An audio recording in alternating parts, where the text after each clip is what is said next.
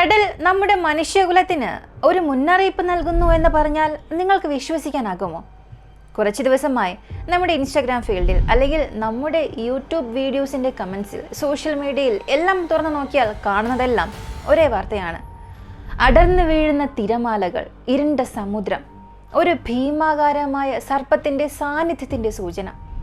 സമുദ്രത്തിൻ്റെ ആഴത്തിൽ ആഴക്കടലിൽ ഒളിഞ്ഞിരിക്കുന്ന ഒരു ഭീകര ജീവി അല്ലെങ്കിൽ ഒരു രാക്ഷസൻ. പുരാതന ലിഖിതങ്ങളിലും മതഗ്രന്ഥങ്ങളിലും വിവരിക്കപ്പെടുന്ന ഒരു ഭീകര സമുദ്രജീവി, അതാണ് ലിവ്യാത്തൻ. നമ്മുടെ പൂർവികരുടെ കാലം മുതൽ ഇന്നുവരെയും വിശ്വസിച്ചു വരുന്ന ഒരു ആഴത്തിലുള്ള അന്ധവിശ്വാസം എന്ന് പറയാം, അല്ലെങ്കിൽ നമ്മുടെ ലോകനാശത്തിൻ്റെ ഒരു രൂപം എന്ന് വേണമെങ്കിലും പറയാം. അതിൻ്റെ രൂപവും ഭാവവും പ്രവൃത്തികളും മനുഷ്യന്റെ ചിന്തയിൽ സൃഷ്ടിക്കപ്പെട്ട കഥകളിൽ നിന്നും വളരെ വ്യത്യസ്തമാണ്. ഇത് ഒരു അന്ധവിശ്വാസമാണെങ്കിൽ കുഴപ്പമില്ല. പക്ഷേ ഈ ലിവ്യാത്തൻ ലോകത്തിൽ യഥാർത്ഥത്തിൽ ഇപ്പോഴും ജീവിച്ചിരിപ്പുണ്ടെങ്കിലോ? കടലിൻ്റെ അടിത്തട്ടിൽ ഇപ്പോഴും ഉറങ്ങിക്കിടക്കുന്ന ഒരു വലിയ പാമ്പ്. അതിൻ്റെ അടുത്ത് മറ്റ് യാതൊരു മത്സ്യത്തിനും അടുക്കാൻ പോലും സാധിക്കില്ല. അത്രത്തോളം അതിനെ ചുറ്റി ചൂടായിരിക്കും. കാരണം അതിൻ്റെ വായിൽ നിന്നും അഗ്നിയാണ് പുറത്തേക്ക് വരുന്നത്. ഈ പാമ്പ് ഈ മുഴുവൻ ലോകത്തിനും കാണാൻ കഴിയാത്തത്ര അടിയിലാണുള്ളത്. ഒരു ദിവസം അത് പുറത്തേക്ക് വരും. പുറത്തേക്ക് വരുന്ന അന്ന് ഭൂമിയിൽ ഒരു വലിയ ഭൂകമ്പം, സുനാമി, പ്രളയം, ഇങ്ങനെ ഒരു വലിയ നാശം വരുമെന്ന പല കോൺസെപ്റ്റ് പറയുന്നുണ്ട്. നമ്മൾ ഒരാഴ്ചയ്ക്ക് മുൻപ് ഓർഫിഷ് എന്ന മത്സ്യത്തെക്കുറിച്ച് സംസാരിച്ചിരുന്നു. ആ വീഡിയോയ്ക്ക് താഴെ വന്ന കമൻസിൽ 90% കമൻസും ഈ ലിവ്യാത്തനെ കുറിച്ചുള്ളതായിരുന്നു. സത്യത്തിൽ ഈ ലിവ്യാത്തൻ എന്താണെന്ന് ആദ്യം എനിക്കറിയില്ലായിരുന്നു. പിന്നെ അതിനെക്കുറിച്ച് തിരഞ്ഞു നോക്കിയപ്പോൾ ഒരു വലിയ മിത്തോളജിക്കൽ സ്റ്റോറി തന്നെ അറിയാൻ സാധിച്ചു. അങ്ങനെയാണെങ്കിൽ ബൈബിളിൽ യോബ്, സങ്കീർത്തനങ്ങൾ, ഇവയിൽ തുടങ്ങി ഹോളിവുഡ് സിനിമകൾ വരെ ഈ രഹസ്യമായ ജീവിയുടെ കഥ പറയുന്നുണ്ട്. നമ്മൾ ഇന്ന് ഈ ചാനലിലൂടെ അറിയാൻ പോകുന്നതും ഈ ലിവ്യാത്തനെ കുറിച്ചാണ്. അവസാനം വരെയും സ്കിപ്പ് ചെയ്യാതെ കാണുക.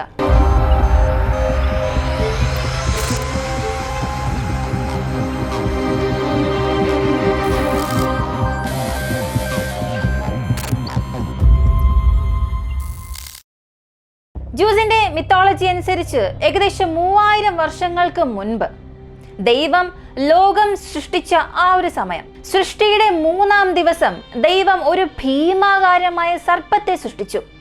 അതൊരു സാധാരണ സർപ്പമായിരുന്നില്ല. അതിൻ്റെ തൊലികൾ ഇരുമ്പ് പോലെയായിരുന്നു. വായിൽ നിന്നും പുറത്തു വരുന്നത് അഗ്നി മാത്രമാണ്. അതിനെ തോൽപ്പിക്കാനുള്ള ഒരു മനുഷ്യൻ ഭൂമിയിൽ ഇല്ല. അത്രയും ശക്തമായ ഒരു സർപ്പത്തെ ദൈവം സൃഷ്ടിച്ചു. ഭൂമിയുടെ സന്തുലിതാവസ്ഥ നിലനിർത്താൻ, അതായത് നന്മയുണ്ടെങ്കിൽ തിന്മയും ഉണ്ടാകണം എന്നതിനു വേണ്ടി ദൈവം ഒരു ഭീമാകാരമായ സർപ്പത്തെ സൃഷ്ടിച്ചു. തുടക്കത്തിൽ 2 സർപ്പത്തെയായിരുന്നു, അതായത് 2 ലിവ്യാത്തനെ സൃഷ്ടിച്ചു, ആണും പെണ്ണും. ഇത് ജൂസ് മിത്തോളജി അനുസരിച്ചാണ്. പക്ഷേ ഈ 2 ലിവ്യാത്തനെ സൃഷ്ടിച്ചതിന് ശേഷം ദൈവം തന്നെ തിരിച്ചറിയുന്നു ഇത് വളരെ അപകടകാരികളാണെന്ന്.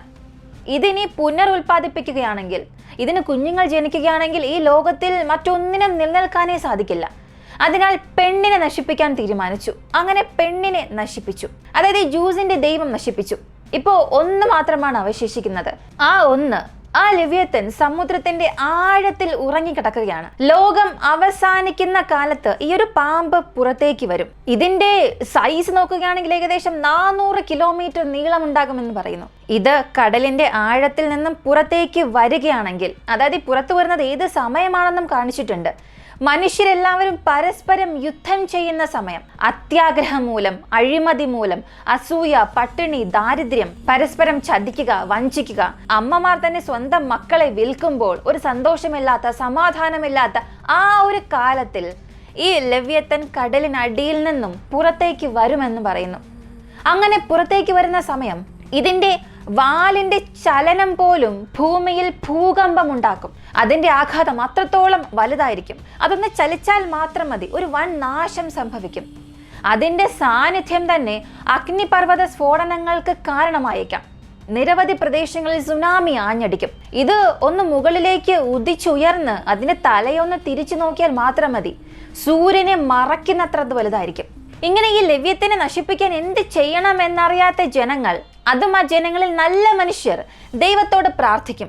അങ്ങനെ ഈ നല്ലവരായ ജനങ്ങൾക്ക് വേണ്ടി ദൈവം സ്വർഗത്തിൽ നിന്ന് ഒരു വാൾ എടുത്തു കൊണ്ടുവരും. ആ സ്വർഗീയ വാൾ ഉപയോഗിച്ച് ലെവ്യത്തനെ കൊല്ലും. അങ്ങനെ അത് നശിച്ചതിന് ശേഷം അവസാനം അവശേഷിക്കുന്ന ജനങ്ങൾ, അവരിൽ ഈ അസൂയ, വഞ്ചന, വിദ്വേഷം, വെറുപ്പ് ഇതൊക്കെയുള്ള മനുഷ്യർ നശിപ്പിക്കപ്പെടും. ഈ ജനങ്ങളെല്ലാം ലിവ്യാത്തൻ എന്ന സർപ്പവുമായാണ് ഉപമിക്കുന്നത്. ഇങ്ങനെ ഈ തിന്മയെ എല്ലാം തുടച്ചു നീക്കി ബാക്കിയുള്ള നീതിമാന്മാരെ എല്ലാം രക്ഷിക്കുമെന്നും പറയുന്നു. ദൈവം ലിവ്യാത്തന്റെ തൊലി കൊണ്ട് ഒരു വലിയ കൂടാരം നിർമ്മിക്കും, ഒരു അഭയ കേന്ദ്രം തന്നെ പണിയും. അതിനടിയിൽ നീതിമാന്മാരോടൊപ്പം ദൈവം ഇരുന്ന് ഭക്ഷണം കഴിക്കും. ഇതാണ് സ്വർഗത്തിലേക്കുള്ള ഒരു ആത്യന്തികമായ വഴിയെന്ന് ജൂത പുരാണങ്ങളിൽ പറയുന്നു. ബൈബിളിലും ഇതേ ലെവ്യാത്തനെയാണ് ഭൂതം എന്ന് വിളിക്കുന്നത്. വിലക്കപ്പെട്ട കനി കൊടുത്ത് ആദാമിനെ പോലും അത് പ്രലോഭിപ്പിച്ചുവെന്നും പറയുന്നു. ദൈവത്തെ ധിക്കരിച്ച് വീണു പോയ മാലാഖയായ ലൂസിഫറിനെ സഹായിച്ച ഒരു സർപ്പമാണിതെന്നും പറയുന്നു. ഇങ്ങനെ ബൈബിൾ ഗ്രന്ഥങ്ങളിൽ ലെവ്യാത്തനെ കുറിച്ച് ഒരുപാട് പരാമർശിച്ചിട്ടുണ്ട്. ബൈബിളിലെ യോബ് 41 പറയുന്നത്, ലെവ്യത്തൻ മനുഷ്യ ശക്തിക്കും അതീതമായ ഒരു ശക്തിയാണ്. ആ ജീവിയുടെ ശരീരഘടന കണ്ടാൽ അത് വളരെ കടുപ്പമുള്ള ചർമ്മം കൊണ്ടാണ് നിർമ്മിച്ചിരിക്കുന്നത്. ഇരുമ്പ് പോലെ ഉറപ്പുള്ള ഒരു തൊലി എന്ന് വിശേഷിപ്പിക്കുന്നു. ഉദാഹരണത്തിന് പാമ്പിൻ്റെ തൊലി കാണുമ്പോൾ അത് എത്ര വഴക്കമുള്ളതാണ്, അല്ലെങ്കിൽ എത്ര വളയുന്നതാണ് എന്ന് നമുക്ക് എല്ലാവർക്കും അറിയാം. 1000 മടങ്ങ് ത്വക്കിൻ്റെ ശക്തി ഈ ലെവ്യാത്തനുണ്ടെന്ന് പറയുന്നു. ഈ ത്വക്ക് സത്യത്തിൽ അതിനൊരു കവചം പോലെയാണ് സ്വയം സംരക്ഷിക്കാൻ. അതിന് പുറമെ ഈ ലെവ്യാത്തിന്റെ പല്ലുകൾ മനുഷ്യരെക്കാളും മൃഗങ്ങളെക്കാളും ശക്തമാണ്. ദൈവം ഈ ലെവ്യാത്തനെ അതിൻ്റെ പല്ലുകളുടെ ഭീഷണി ആർക്ക് നേരിടാൻ ആകും എന്ന് വർണ്ണിക്കുന്നുണ്ട്. കൂടാതെ അതിൻ്റെ സാധാരണ ശ്വാസം പോലും തീ തുപ്പും. നമ്മൾ എത്ര തന്നെ ശ്രമിച്ചാലും ഈ ലെവ്യാത്തനെ നശിപ്പിക്കാൻ സാധിക്കില്ല. ബൈബിളിൽ ഇതിനെക്കുറിച്ച് ഇനിയും ഒരുപാട് പറയുന്നുണ്ട്. മനുഷ്യന്റെ ഏത് ആയുധത്തിനും അതിൻ്റെ തൊലിയിലൂടെ തുളച്ചു കയറാൻ സാധിക്കില്ല. മാത്രമല്ല, ദൈവം ഉണ്ട് എന്നതിൻ്റെ ഒരു അടയാളമാണ് ഈ ലെവ്യാത്തൻ എന്നും പറയുന്നു. അതായത് ഞാൻ ഇതിനകം പറഞ്ഞതുപോലെ നന്മയുണ്ടെങ്കിൽ തിന്മയുമുണ്ട്. ബൈബിളിൽ സങ്കീർത്തനം 74 പറയുന്നത് ഈ ലെവ്യാത്തന്റെ പരാജയം ദൈവത്തിന്റെ ഒരു കൽപ്പനയാണ്. അതായത് ദൈവം ഈ ലെവ്യാത്തന്റെ തല ഒടിച്ച് മൃഗങ്ങൾക്ക് ഭക്ഷണമായി നൽകി. ഇനി ബൈബിളിലെ ഏശയ്യ 27 പറയുന്നത് ലോകാവസാന സമയത്ത് ഈ ലെവ്യാത്തൻ വരുമെന്നും ദൈവം ഇതിനെ കൊല്ലും എന്ന് പറയുന്നു. ആ ദിവസത്തെ ഇരുട്ടിനെ പരാജയപ്പെടുത്തിയ വെളിച്ചത്തിന്റെ ദിവസം എന്നും പറയുന്നു. ഇങ്ങനെ ക്രിസ്തീയ വിശ്വാസത്തിൽ ലെവ്യാത്തനെ സാത്താന്റെ പ്രതീകമായാണ് കണക്കാക്കുന്നത്. അങ്ങനെയാണെങ്കിൽ ബൈബിളിലെ ഈ അധ്യായങ്ങൾ ലെവ്യാത്തനെ കുറിച്ച് എന്താണ് പറയാൻ ഉദ്ദേശിക്കുന്നത്? പുരാതന കാലത്തെ ആളുകൾക്ക് ലെവ്യാത്തനെ കുറിച്ചുള്ള ഭയം ഒരു രാക്ഷസനേക്കാൾ അധികമെന്നാണ് പറയുന്നത്. എന്നാൽ ഈ ലെവ്യാത്തനെ കുറിച്ച് ബൈബിളിൽ മാത്രമേ പരാമർശിച്ചിട്ടുള്ളൂ എന്ന് നമ്മൾ കരുതണ്ട. ഒരുപക്ഷെ ഇതെല്ലാം വ്യാജ കഥകളാണ് എന്നും ഒരുപക്ഷെ നിങ്ങൾ ചിന്തിച്ചേക്കാം. പക്ഷെ ബൈബിളിൽ മാത്രം അല്ല, പല സംസ്കാരങ്ങളിലും ഇതിനെക്കുറിച്ച് പരാമർശിച്ചിട്ടുണ്ട്. ഈ ലെവ്യാത്തൻ കഥ മറ്റു പല മതങ്ങളുമായി ബന്ധപ്പെട്ടിരിക്കുന്നു. ബൈബിൾ ഇതിനെ വിളിക്കുന്നത് ലെവ്യാത്തൻ എന്നാണെങ്കിൽ മറ്റ് മതങ്ങളിൽ വ്യത്യസ്ത പേരുകളിലാണ് വിളിക്കുന്നത്. പക്ഷേ കഥ ഒന്ന് തന്നെയാണ്. അപ്പോൾ ഇത് വെറും ഒരു അന്ധവിശ്വാസം മാത്രമാണോ? മെസപ്പൊട്ടോമിയയിലെ സംസ്കാര പുരാണങ്ങളിൽ നാശത്തിന്റെ ദൈവം ഉണ്ടായിരുന്നു. അവന്റെ പേര് ടിയാമത്ത് എന്നായിരുന്നു. കടലിൽ ജീവിക്കുന്ന ഒരു രാക്ഷസ സർപ്പമാണ് ഈ ടിയാമത്ത്. ഇതിൻ്റെയും നമ്മളിപ്പോൾ സംസാരിക്കുന്ന ഈ ലെവ്യാത്തൻ്റെയും രൂപം ഒരുപോലെ തന്നെയാണ്. ഈ സമുദ്ര രാക്ഷസനെ മാട്ടക് എന്ന ദൈവം കൊല്ലുന്നു. അവരുടെ ദൈവം ടിയാമത്തിനെ കൊന്നപ്പോൾ ഈ ലോകത്തിൽ സമാധാനമുണ്ടായി എന്നും അവരുടെ ഈ പുരാണ കഥയിൽ പറയുന്നു. യുഗാരിറ്റിക് സംസ്കാര പുരാണങ്ങളിൽ ഈ ലെവ്യാത്തനെ പോലെ മറ്റൊരു കടൽ രാക്ഷസൻ ഉണ്ടായിരുന്നുവെന്നും പറയുന്നു. ആ കടൽ രാക്ഷസനെ ലോട്ടൻ എന്നാണ് വിളിക്കുന്നത്. ഈ രാക്ഷസനെ കണ്ടാലും ഈ ലെവ്യാത്തൻ സർപ്പരാക്ഷസനെ പോലെ തന്നെയാണുള്ളത്. ഈ കടൽ രാക്ഷസനെ ബാൽ എന്ന് വിളിക്കപ്പെടുന്ന കൊടുങ്കാറ്റിന്റെ ദൈവം പരാജയപ്പെടുത്തി. ഇങ്ങനെ വ്യത്യസ്ത സംസ്കാരങ്ങളിൽ വ്യത്യസ്ത പേരുകൾ പറഞ്ഞാലും എല്ലാം ഒരേ ഒരു രാക്ഷസനെ കുറിച്ചാണ് പറയുന്നത്. അത് ഈ ലെവ്യാത്തനെ കുറിച്ച് തന്നെയാണ്. സത്യത്തിൽ ഈ കഥയെല്ലാം മനുഷ്യന് ഒരു മുന്നറിയിപ്പ് തന്നെയാണ്. ഇപ്പോൾ നമുക്ക് എല്ലാവർക്കും ഒരു സംശയം ഉണ്ടാകണം. കടലിൽ ജീവിക്കുന്ന യഥാർത്ഥ ജീവികളെ വെച്ചാണ് പല കഥകളും സൃഷ്ടിക്കപ്പെടുന്നത്. നമ്മുടെ പുരാതന കാലത്ത് നാവികർ ഈ ഡോൾഫിൻസിനെയും വലിയ കണവകളെയും സ്രാവുകളെയും ഒക്കെ കണ്ടിട്ടുണ്ട്. ഇങ്ങനെ ധാരാളം ജീവികളെ കണ്ടിട്ടുണ്ട്. അതുപോലെ ലെവ്യാത്തൻ കഥയും അവർ തന്നെയാണ് സൃഷ്ടിച്ചത്, പ്രവചിച്ചത് എന്നൊക്കെ കരുതാം. പക്ഷെ ഒരു കാര്യം ഓർക്കണം, ഈ മെഗലോഡൻ, ടൈറ്റനോബ ഇങ്ങനെയുള്ള പല കടൽ രാക്ഷസ മത്സ്യങ്ങളുടെ അസ്ഥിക്കുടങ്ങൾ, അവരുടെ അവശേഷിക്കുന്ന ഭാഗങ്ങൾ ഇവയെല്ലാം കണ്ടെത്തി. ഇവയെല്ലാം ജീവിച്ചിരിപ്പുണ്ടായിരുന്നു, ഒരു കാലത്ത് ജീവിച്ചിരിപ്പുണ്ടായിരുന്നു എന്നുള്ളത് തെളിവോടുകൂടി ശാസ്ത്രജ്ഞന്മാർ നമുക്ക് മുൻപിൽ നിരത്തി വെച്ചിട്ടുണ്ട്. അതുകൊണ്ടൊക്കെ തന്നെ ഈ ലെവ്യാത്തന്റെ കഥയും വെറുമൊരു കഥയായി അവസാനിക്കുന്നില്ല. ഇത് ആളുകളുടെ കാഴ്ചപ്പാടിനെ തന്നെ ഇങ്ങനെ മാറ്റിക്കൊണ്ടിരിക്കുകയാണ്. ജീവിതത്തിന്റെ ഇരുട്ട് മാറി വെളിച്ചം വരാൻ എല്ലാവരും പ്രാർത്ഥിക്കാനും തുടങ്ങിയിട്ടുണ്ട്. 1651 തോമസ് ഹോബ്സ് എന്ന വ്യക്തി രാഷ്ട്രീയ ശക്തിയെക്കുറിച്ചും യുദ്ധം എങ്ങനെ തടയാം എന്നതിനെ കുറിച്ചും ഒരുപാട് കാര്യങ്ങൾ അദ്ദേഹം സംസാരിച്ചു. അദ്ദേഹം പറയുന്നുണ്ട്, ലെവ്യാത്തൻ നമ്മുടെ ജീവിതവുമായി എങ്ങനെ ബന്ധപ്പെട്ടിരിക്കുന്നു എന്നുള്ളതിനെ കുറിച്ചും അദ്ദേഹം ഒരുപാട് കാര്യങ്ങൾ എഴുതി. തന്റെ പുസ്തകത്തിന് ലെവ്യാത്തൻ എന്ന പേരും കൊടുത്തു. ഇങ്ങനെ ധാരാളം കലാകാരന്മാർ അവരുടെ ഭാവത്തിനനുസരിച്ച് ഒരു രൂപം നൽകുകയും അതിനെ ലെവ്യാത്തൻ എന്ന് വിളിക്കുകയും ചെയ്തു. ഇപ്പോൾ നമ്മൾ കണ്ടതെല്ലാം മിത്തോളജിയാണ്. ഇപ്പോൾ മിത്തോളജിയും ഇപ്പോൾ സംഭവിക്കുന്നതിനും എന്താണ് ബന്ധമെന്ന് ചോദിച്ചാൽ, അടുത്തിടെ 2 കാര്യങ്ങൾ വളരെ വലിയ രീതിയിൽ വൈറലായി. ഒന്ന്, ആഴക്കടലിൽ നിന്നും പുറത്തേക്ക് കരയിൽ വന്ന ഓർഫിഷ്. ഒരാഴ്ചയ്ക്ക് മുൻപ് നമ്മൾ അതിനെക്കുറിച്ചുള്ള വീഡിയോ കണ്ടിരുന്നു. കാണാത്തവരാണെങ്കിൽ തീർച്ചയായും കാണുക. വളരെ ഇൻട്രസ്റ്റിംഗ് ആയ ഒരു സബ്ജക്റ്റ്. ഈ ഓർഫിഷും ലോകത്തിന്റെ ഏറ്റവും ആഴമായ ഭാഗത്തുള്ള വളരെ റെയറസ്റ്റ് ഫിഷാണ്. അത് കരയിലേക്ക് വന്നു. എപ്പോഴെല്ലാമാണോ കടലിൽ നിന്നും ഭൂമിയിലേക്ക് ഒരു വൻ നാശം വരുന്നത്, അപ്പോഴെല്ലാം ഒരു മീനിനെ പുറത്തേക്ക് അയക്കും. അതിനെ വിശ്വസിച്ച് അവിടെ ജീവിക്കുന്നവർ പുറത്തേക്ക് പോവുകയാണെങ്കിൽ അവരെല്ലാം രക്ഷപ്പെടും. അത് വിശ്വസിക്കാത്തവരെല്ലാം നശിക്കും. ഇങ്ങനെ ജാപ്പനീസിൽ ഒരു നാടോടി കഥ പറയുന്നുണ്ട്. അതായത് ആയിരക്കണക്കിന് വർഷങ്ങൾക്ക് മുൻപേ വിശ്വസിച്ചു പോരുന്ന ഒരു വിശ്വാസം. ഇതുപോലെ വായ്മൊഴിയായി വന്ന കഥയുമുണ്ട്. ഈ ജാപ്പനീസുകാരുടെ ഈ ഒരു വിശ്വാസത്തെ ഇപ്പോൾ 2 കാര്യങ്ങളുമായാണ് റെപ്രസെന്റ് ചെയ്യുന്നത്. ഒന്നാമത് ഞാൻ ആദ്യം പറഞ്ഞു ഓർഫിഷ്. രണ്ടാമത്തേത് ഭൂമിയുടെ ടെക്ടോണിക് പ്ലേറ്റ്സുകളിൽ ഒന്നായ സ്പോട്ടിയ പ്ലേറ്റ്സ്. ഭൂമിയുടെ ഉപരിതലം ഈ ഫലകങ്ങൾ കൊണ്ടാണ് നിർമ്മിച്ചിരിക്കുന്നത്. നമ്മൾ അവയിലാണ് ജീവിക്കുന്നത്. അത്തരം നിരവധി പ്ലേറ്റുകളുണ്ട്. ഇതിൽ സ്കോട്ടിയ പ്ലേറ്റ് അന്റാർട്ടിക്കയ്ക്കും തെക്കേ അമേരിക്കയ്ക്കും ഇടയിലാണ് സ്ഥിതി ചെയ്യുന്നത്. നിങ്ങൾ ജസ്റ്റ് ഗൂഗിളിൽ ചെന്ന് സാറ്റലൈറ്റ് ഇമേജ് ഒന്ന് എടുത്ത് ഒന്ന് സൂം ഔട്ട് നോക്കിയാൽ ഇതൊരു പാമ്പിന്റെ രൂപത്തിൽ കാണിക്കും. യുറേഷ്യൻ പ്ലേറ്റ് പോലെ നിരവധി പ്ലേറ്റുകളുണ്ട്. നമ്മളും അതിലൊരു പ്ലേറ്റിലാണുള്ളത്. ഇവയെക്കുറിച്ചുള്ള പഠനം ഭൂമിയുടെ ഭൂമിശാസ്ത്രം മനസ്സിലാക്കാൻ നമ്മെ സഹായിക്കുന്നുണ്ട്. പക്ഷേ ഈ സ്കോട്ടിയ പ്ലേറ്റിനെ കുറിച്ച് ഇപ്പോഴും പര്യവേഷണം ചെയ്യപ്പെട്ടിട്ടില്ല. അതിനെക്കുറിച്ച് വളരെ കുറവറിവ് മാത്രമേ ഉള്ളൂ. അതിനെ സൂം ഔട്ട് ചെയ്താൽ അതൊരു പാമ്പിന്റെ തലയോട് സാമ്യമുള്ളതുപോലെ തോന്നിപ്പിക്കുന്നുണ്ട്. അതിന് ഏകദേശം 8000 കിലോമീറ്റർ നീളമുണ്ട്. ഇപ്പോ കന്യാകുമാരി, കാശ്മീർ, റഷ്യ വരെയും പോകാം. അത്രത്തോളം നീളം. അത്രത്തോളം ഒരു വലിയ പ്ലേറ്റ് തെക്കേ അമേരിക്കയ്ക്കും അന്റാർട്ടിക്കയ്ക്കും ഇടയിൽ സ്ഥിതി ചെയ്യുന്നുണ്ട്. ഈ സ്കോട്ടിയ പ്ലേറ്റിനെ ലെവ്യാത്തനാണെന്ന് പലരും പറയുന്നു. ഈ ഒരു ഇമേജ് വൈറലായതോടുകൂടി. കാരണം ഈ സ്കോട്ടിയ പ്ലേറ്റിൽ ഒരുപാട് വാൽക്കനോസ് ഉണ്ട്. ഇവയെല്ലാം എപ്പോൾ വേണമെങ്കിലും പൊട്ടിത്തെറിക്കാമെന്ന റിപ്പോർട്ടുകളും സൂചിപ്പിക്കുന്നുണ്ട്.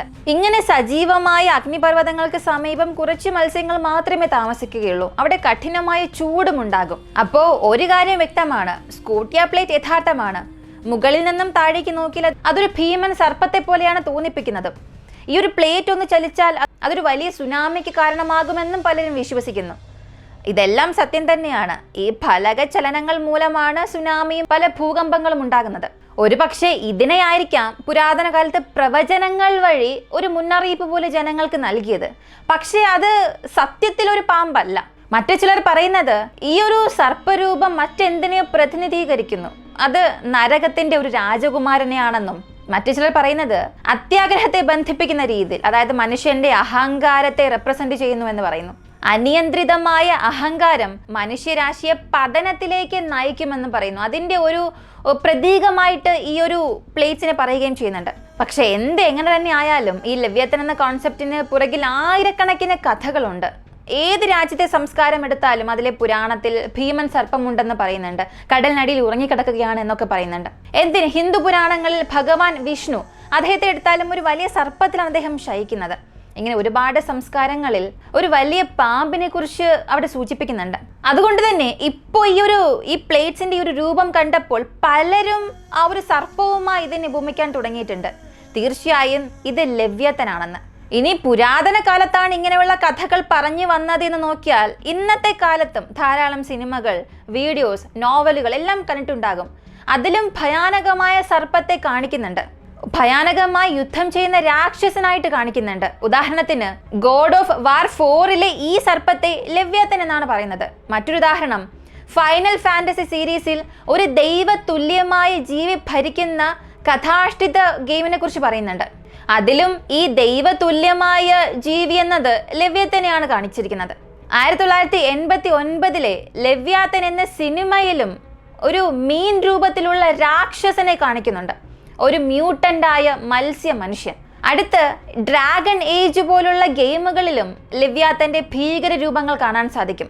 സൂപ്പർ നാച്ചുറൽ പോലുള്ള TV പരമ്പരയിലും ലെവ്യാത്തന്റെ ശക്തിയെക്കുറിച്ചൊക്കെ കാണിക്കുന്നുണ്ട്. അടുത്തത് പിറേറ്റ്സ് ഓഫ് ദ കരീബിയൻ സിനിമയിലെ ക്രാക്കൺ എന്ന ഒരു സമുദ്ര രാക്ഷസൻ.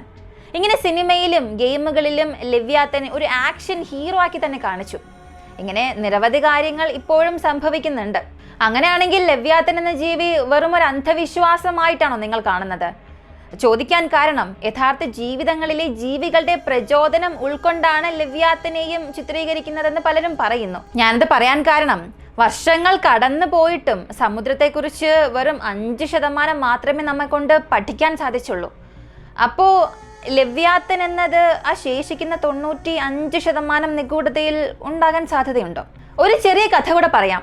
നാസ അവർ ബഹിരാകാശത്തെക്കുറിച്ച് പഠനം നടത്തുന്നു. പക്ഷെ ഇതിനു മുൻപ് അവർ സമുദ്രത്തെക്കുറിച്ചായിരുന്നു ഗവേഷണം നടത്തിയിരുന്നത്. പല കാര്യങ്ങളും ഗവേഷണത്തിലൂടെ കണ്ടെത്തി. പറഞ്ഞറിയിക്കാനാകാത്ത പല രഹസ്യങ്ങൾ. സമുദ്രത്തിൽ ഒരു വീട് പോലെ ഒരു വലിയ കണ്ണവർ കണ്ടതായി പല കിംവദന്തികൾ ആ സമയം ഉണ്ടായിരുന്നു. ആ ജീവിയുടെ കണ്ണുകൾ അത്ര വലുതാണെങ്കിൽ ശരീരം എത്ര വലുതായിരിക്കും എന്ന് ചിന്തിച്ച് പേടിച്ച് അവർ ആ സ്ഥലത്ത് നിന്നും പോയി. പിന്നീട് നാസയുടെ എല്ലാ ഗവേഷണങ്ങളും ഭൂമിക്ക് പുറത്തായിരുന്നു. ജനങ്ങളെ എങ്ങനെ ഭൂമിയിൽ നിന്നും പുറത്തേക്ക് കൊണ്ടുപോകാം, അവരെ എങ്ങനെ രക്ഷപ്പെടുത്താം എന്നുള്ളതിനെ കുറിച്ചുള്ള കണ്ടുപിടുത്തങ്ങളായിരുന്നു നടത്തിയത്. അപ്പോൾ അവർ കണ്ടത് എന്തായിരിക്കും? ലെവ്യാത്തനായിരിക്കുമോ? അതിന്റെ കണ്ണുകളായിരിക്കുമോ? അതെന്താണെന്ന് സത്യത്തിൽ നമുക്കറിയില്ല. മനുഷ്യയുഗത്തിന് മുൻപ് ദിനോസറുകൾ ഉണ്ടായിരുന്നു എന്നതിന്റെ ധാരാളം തെളിവുകളുണ്ട്. ഉദാഹരണത്തിന് ടൈറ്റനോബ, മെഗലോഡൻ ഇങ്ങനെയൊക്കെ പറയാം. പക്ഷെ ഇതിനൊക്കെ വംശനാശം സംഭവിച്ചു എന്നും നമുക്കറിയാം. പക്ഷെ നാം എല്ലാവരും മറന്നുപോയ ഒരു കാര്യമുണ്ട്. മുതലകളും ദിനോസറുകളുടെ കാലഘട്ടം മുതലേ ഉള്ളവയാണ്. ദിനോസറുകളുടെ കാലഘട്ടത്തിൽ ജീവിച്ചിരുന്ന മുതലകൾ നശിച്ചിട്ടില്ല. ഇപ്പോഴും അത് ജീവിച്ചിരിക്കുന്നുണ്ട്. ഇപ്പോഴും ജീവിക്കുന്നുണ്ടെങ്കിൽ കടലിന്റെ ആഴത്തിലുള്ള ജീവികൾക്ക് വംശനാശം സംഭവിച്ചിട്ടുണ്ടാകുമോ? ഒന്ന് ചിന്തിച്ചു നോക്കുക നിങ്ങൾ തന്നെ. അടുത്ത് ഒരു ലോജിക്കായ കാര്യം പറയുകയാണെങ്കിൽ, ഒരു പാമ്പിനെ കണ്ടതുകൊണ്ട് ലോകം നശിക്കും എന്ന് പറയുന്നതൊക്കെ ഒരിക്കലും ആ ഒരു ആശയം നമുക്ക് സാധൂകരിക്കാനേ സാധിക്കില്ല. അത് അർത്ഥശൂന്യമാണ്. ഇത് 2025 അല്ലേ? ഒരുപാട് മീംസ് ഇതിനെ ചുറ്റിപ്പറ്റി വരുന്നുണ്ട്. ഈ ഓർഫിഷ് വന്നതിനെ തന്നെ പലരും പാമ്പെന്ന് പറയുന്നുണ്ട്. സത്യത്തിൽ അതൊരു പാമ്പല്ല, ഒരു മത്സ്യം മാത്രമാണ്. ഇങ്ങനെയുള്ള അന്ധവിശ്വാസങ്ങളെല്ലാം അടിസ്ഥാനരഹിതമാണ് സത്യത്തിൽ. ഈ പൂച്ചകൾ കുറുകെ ചാടിയാൽ ഭാഗ്യം നശിക്കും എന്നതുപോലെയും പവർ കട്ട്, ശകുനം എന്നൊക്കെ പറയുന്നത് ഇതൊക്കെ വെറും യാദൃശികം മാത്രമാണ്. മിക്കവാറും എല്ലാ കാര്യങ്ങളും യാദൃശികം മാത്രമാണ്. നമ്മൾ അമിതമായി ചിന്തിക്കുന്നത് മൂലമാണ് പല പ്രശ്നങ്ങളും ഉണ്ടാകുന്നത്. സത്യത്തിൽ ഈ ലോകം നശിക്കുമോ എന്ന് പലരും ഭയപ്പെടുന്നുണ്ട്. ആ ഭയത്തിൽ നിന്നുമാണ് ഇങ്ങനെയുള്ള കാര്യങ്ങളെല്ലാം വൈറലാകാൻ തന്നെ കാരണം. 2012 പോലും ലോകം അവസാനിക്കുമെന്നൊക്കെ പറഞ്ഞ് സിനിമകൾ ഇറങ്ങിയിരുന്നു. പലരും ആ സമയത്ത് തന്നെ ഭയന്നതായിരുന്നു. പക്ഷേ ഇപ്പോൾ 2025 എത്തി. അപ്പോൾ എല്ലാം നമ്മുടെ ആത്മവിശ്വാസത്തെ അടിസ്ഥാനമാക്കിയാണുള്ളത്. നമുക്കിതിനെയെല്ലാം ഒരു ആശ്വാസത്തിന് വേണ്ടി വിശ്വസിക്കാം. കടലിന്റെ അതിരുകളില്ലാത്ത രഹസ്യമാണെന്നും ദൈവത്തിന്റെ സൃഷ്ടിയാണെന്നും ഇതെല്ലാം മനുഷ്യ നന്മയ്ക്ക് വേണ്ടിയാണെന്നും ഒക്കെ വിശ്വസിക്കാം. എന്തായാലും ലെവ്യാത്തനെ കുറിച്ചുള്ള നിങ്ങളുടെ അഭിപ്രായം എന്താണ്? പുരാണ കഥകൾ പറയുന്നതനുസരിച്ച് അത് ദൈവത്തിന്റെ സൃഷ്ടിയാണ്, ലോകത്തെ നശിപ്പിക്കാനായി അത് ഭൂമിയിലേക്ക് വരും, ഇങ്ങനെയുള്ള ഈ കഥകളിൽ നിങ്ങൾ വിശ്വസിക്കുന്നുണ്ടോ? അതോ ഈ പറയുന്നത് പോലെ എല്ലാം ഒരു യാദൃശ്ചികത മാത്രമായിരിക്കുമോ? നിങ്ങളുടെ അഭിപ്രായം തീർച്ചയായും കമന്റിൽ പറയുക. ഇതുപോലെ നിഗൂഢമായ കഥകൾ കേൾക്കാൻ നിങ്ങൾ ആഗ്രഹിക്കുന്നുവെന്നുണ്ടെങ്കിൽ നമ്മുടെ ചാനൽ മറക്കാതെ സബ്സ്ക്രൈബ് ചെയ്യുക. മറ്റൊരു വീഡിയോയുമായി വീണ്ടും കാണാം.